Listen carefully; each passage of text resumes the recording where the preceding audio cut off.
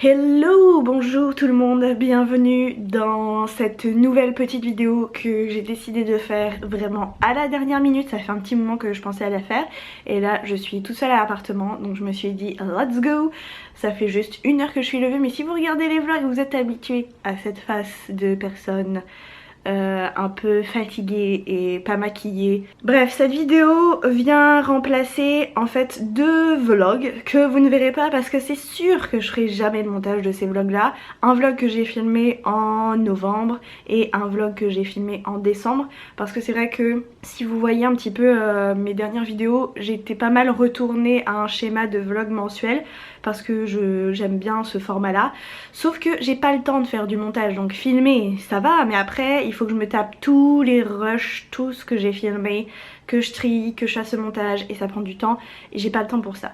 Du coup je voulais un petit peu vous faire une vidéo que je vais essayer d'être je vais essayer de faire ça rapide, mais dans mon cerveau ça va toujours dans tous les sens et là j'ai pris aucune note, j'ai rien scripté, donc j'espère que je vais arriver à garder un peu une ligne éditoriale dans ma tête.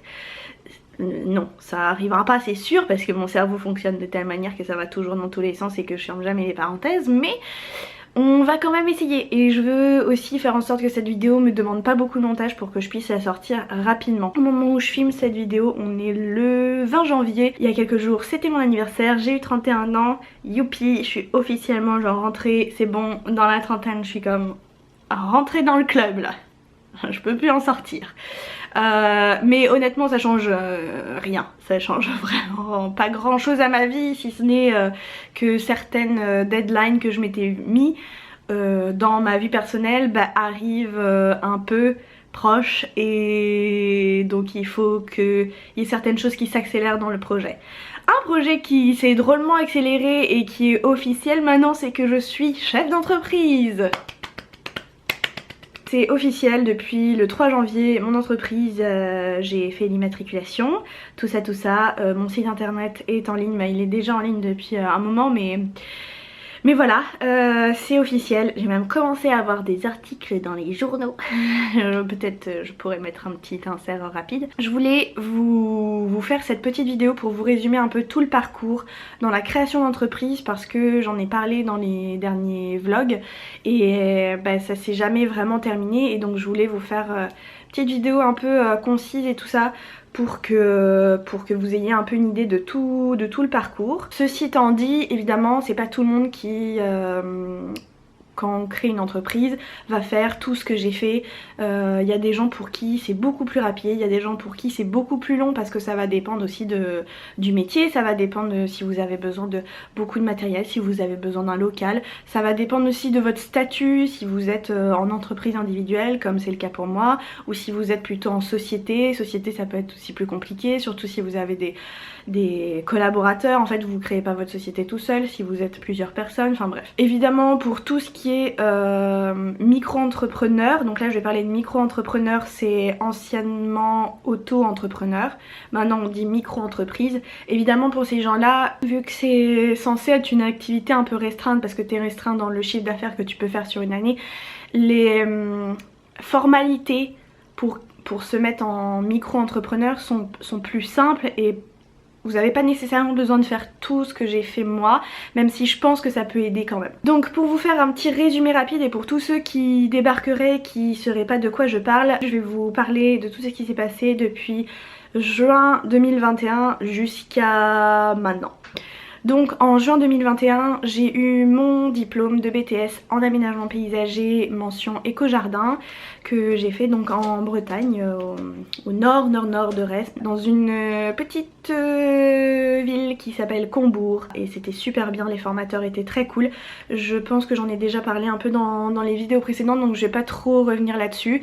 J'ai eu mon diplôme et ensuite j'ai tout de suite voulu me lancer dans la création d'entreprise, parce que pour moi, j'ai compris en fait pendant mon année de BTS que à moins de trouver vraiment l'entreprise parfaite qui a des super valeurs écologiques, qui travaille essentiellement avec le végétal, qui fait pas ou très peu de béton, Bah déjà cette entreprise là elle n'existe pas, en fait si, il y en a une qui existe mais qui est au nord de l'île-et-Vilaine, donc beaucoup trop loin pour moi. Et puis j'avais pas fait de stage chez eux donc je les connaissais pas, et en plus j'avais déjà quelqu'un de ma classe qui avait été engagé par cette entreprise, qui avait fait un stage chez eux et tout ça. Et c'est un peu la seule, disons, entreprise qui prenait des gens qui pouvaient être intéressantes, parce que sinon des paysagistes qui ont une forte conscience écologique et qui travaillent essentiellement avec le végétal, il y en a quelques-uns en Ille-et-Vilaine, mais c'est un peu comme moi je suis en ce moment, c'est-à-dire que c'est des personnes qui travaillent seules, qui embauchent pas de gens. Pour moi c'était je vais créer mon entreprise, parce que sinon je vais pas être maître des projets, je vais pas pouvoir faire mes suggestions, je vais pas pouvoir travailler en tant que paysagiste comme j'ai envie de travailler, c'est-à-dire juste avec le végétal et sensibiliser les gens à juste faire des plantations dans leur jardin, et sensibiliser les gens aussi aux problèmes qui peuvent être liés au niveau des matériaux. Enfin on le voit depuis quelques temps, il y a des gros problèmes pour avoir du bois, pour avoir du métal, enfin voilà. Donc en fait même avec les pépiniéristes déjà ça commence à devenir compliqué aussi, parce que du coup il y a beaucoup de gens qui se tournent de plus en plus vers le végétal, et donc ils ont du mal à produire pour tout le monde. Même avec les plantes il va falloir y aller avec parcimonie. C'est pour ça que je me suis lancée dans la création d'entreprise. Donc ce qui s'est passé au début c'était de comprendre de quelle chambre je dépendais, parce que en tant que paysagiste, et c'est le cas pour certains autres métiers, comme je sais que c'est la problématique se pose aussi si vous faites de la restauration, selon que vous ayez un restaurant en dur, fixe, ou selon que vous fassiez de la restauration ambulante, et vous allez, même si ça reste de la restauration, vous allez pas dépendre de la même chambre. Et moi en tant que paysagiste c'est pareil, c'est à dire que moi en tant que paysagiste je considère que je fais plutôt partie des artisans normalement. Eh bien non, parce que je fais pas de maçonnerie, et on me considère pas comme... y a que ceux qui font du béton qui ont le droit de se considérer comme artisans. J'ai laissé tomber la logique des êtres humains depuis longtemps, donc j'ai fait ok. Du coup, comme je suis paysagiste mais que je ne touche essentiellement qu'au végétal, je fais donc partie de la chambre du commerce, chambre de commerce et d'industrie. Une fois que j'ai compris ça, j'ai essayé de me renseigner pour voir s'il y avait possibilité de suivre des stages ou d'avoir une aide quelconque pour m'aider dans le processus de création d'entreprise, parce que quand on commence à un petit peu faire des recherches, on comprend qu'il y a énormément de choses à faire. Il y a une étude de marché à faire, vous avez plein de données en fait à savoir pour créer ce qu'on appelle le business plan. Donc le business plan c'est un document qui regroupe plein de choses, notamment votre étude de marché, qui regroupe un peu une présentation sur vous, sur votre projet, qui mentionne aussi une étude financière, donc qui peut être fait par vous, qui peut être validé par un comptable, fait entièrement par un comptable, enfin bref. Ce business plan là en fait ça va vous servir d'abord pour vous, pour comprendre votre entreprise, pour comprendre un peu ce que vous voulez faire, qu'est-ce que vous voulez proposer, quelle démographie vous voulez toucher, enfin quel va être votre secteur, quels vont être vos fournisseurs, enfin ça permet de poser un peu des bases sur toute votre entreprise. Donc c'est aussi évidemment pour créer donc ce fameux document, le business plan, qui va vous être utile si vous avez besoin d'aller voir des banques.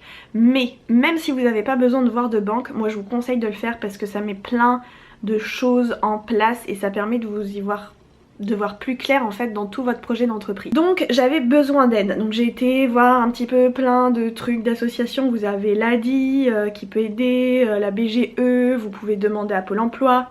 Et puis moi j'ai demandé aussi à la chambre de commerce et d'industrie. En fait quand j'ai compris que je faisais partie de cette chambre, j'ai été voir un peu aussi sur internet. À savoir que moi la formation que j'ai fait, le BTS en aménagement paysager, j'ai pu le faire grâce à la région Bretagne qui m'a financé en fait, qui a financé mes études, mais qui m'a aussi aidé à avoir une aide pour vivre en fait pendant mes études, parce que du coup je travaillais pas pendant que je faisais mon BTS, donc il me fallait bien un petit peu d'argent pour payer mon loyer et ma bouffe. Tout ça, ça a été grâce à la région Bretagne. Et donc ce que j'ai décidé de faire, c'est de voir si la région Bretagne avait pas aussi une aide pour les créateurs d'entreprises. Je suis tombée sur ce qui s'appelle le Pass Création. Alors voilà, ça existe en Bretagne, il y a sûrement un équivalent dans d'autres régions si vous êtes dans une autre région, mais en tout cas en Bretagne, et peu importe que vous soyez en Ille-et-Vilaine, dans le Morbihan, dans les Côtes-d'Armor ou dans le Finistère. Donc le Pass Création en fait c'est la région Bretagne qui finance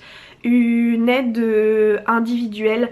Vous allez pouvoir avoir un conseiller, donc de la chambre de laquelle vous dépendez, donc moi c'était la CCI, et j'ai pu avoir une conseillère attitrée avec laquelle j'avais des rendez-vous et qui m'a aidée en fait dans chaque étape de la construction du business plan. En parallèle, j'ai aussi fait une formation sur la création et la gestion d'entreprise, et cette formation elle était en fait créée par la CCI, mais comment dire, commandité par le Pôle emploi. Donc c'est Pôle emploi qui finançait cette formation, et j'ai pu avoir une petite aide aussi pendant que je faisais cette formation. Donc ça c'était très cool, parce que sinon j'ai pas d'aide de Pôle emploi, on va partir aussi de là. Moi je touche 0. Donc c'était aussi hyper important pour moi que ce soit le plus rapide possible cette création d'entreprise, parce qu'il faut que je gagne de l'argent, parce qu'on vit dans une telle société qu'il faut gagner de l'argent, sinon tu ne peux rien faire et tu ne peux pas exister.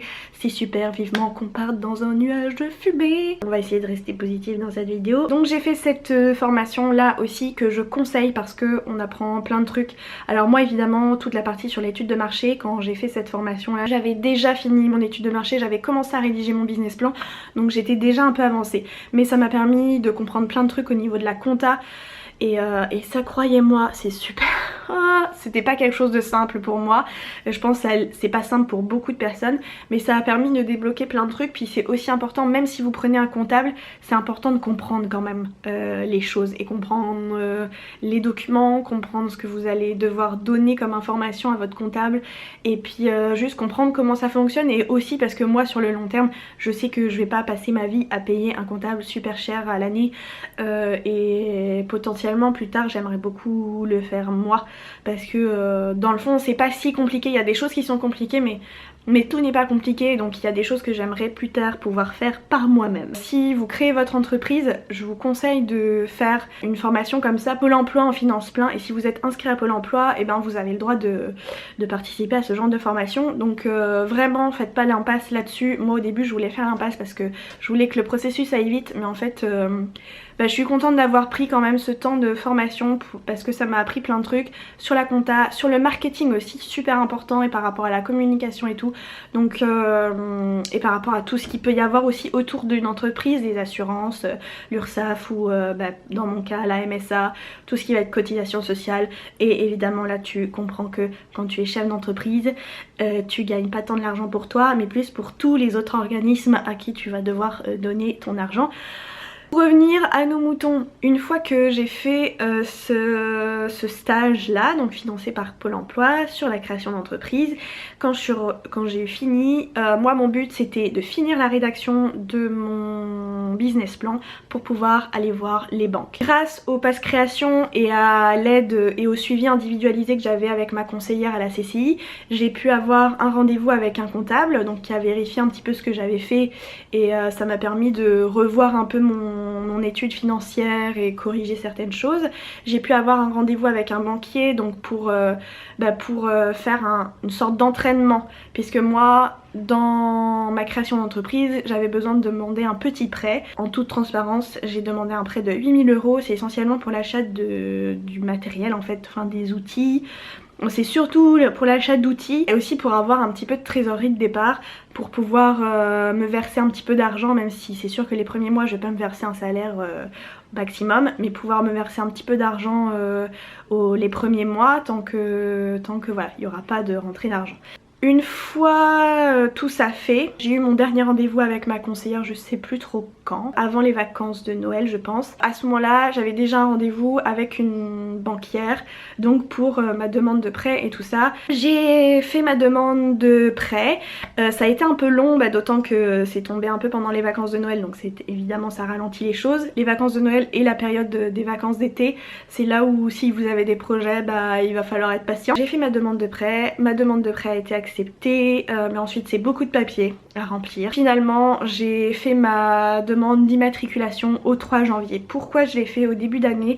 Parce qu'en fait il y a toute une histoire de trimestre que vous validez, et aussi parce que votre première année de création d'entreprise, vous ne payez pas de charges sociales. Alors je pense que ça dépend, je sais plus comment ça marche pour les micro-entrepreneurs, parce que du coup là j'ai pas trop de news là-dessus, mais moi en tant qu'entreprise individuelle, La première année, je ne payais pas de charges sociales. Elles vont toutes tomber ma deuxième année d'activité. Du coup, au 3 janvier, officiellement mon entreprise a été créée. C'était le début de mon activité officielle. Et voilà, et c'est un petit peu la timeline de la création d'entreprise. Et là ça se termine, les papiers avec la banque et tout ça. Et bientôt je vais pouvoir commencer à acheter mon matériel. Donc maintenant en fait ce qui se passe c'est plus la partie communication. C'est pour ça que j'ai contacté des journaux, notamment donc le Ouest France, parce que c'est l'Ouest France ici en Bretagne, et donc j'ai pu avoir un article gratuitement dans le Ouest France. Ça m'a beaucoup aidé.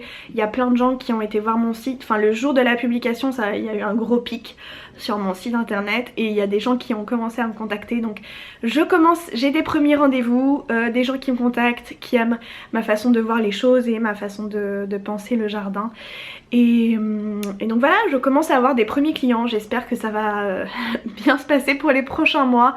Le mois prochain, donc en février, j'ai un autre article qui va paraître, mais là c'est dans le journal, dans le magazine local, donc vraiment ça ne concerne que la commune dans laquelle je vis. Là le but évidemment c'est que tous les gens qui me contactent et tous ces nouveaux clients, et ben je les ai vraiment, et que je puisse faire les projets chez eux, et que ensuite ce soit eux un petit peu qui me fassent de la pub, c'est-à-dire commencer à faire fonctionner le bouche à oreille. Donc évidemment ça va me demander que je fasse du très bon travail, mais c'était mon but de toute façon. Donc j'en suis là. Ma batterie clignote, donc je pense que j'ai fait un petit peu le tour de toute la timeline et de toute cette période de création d'entreprise.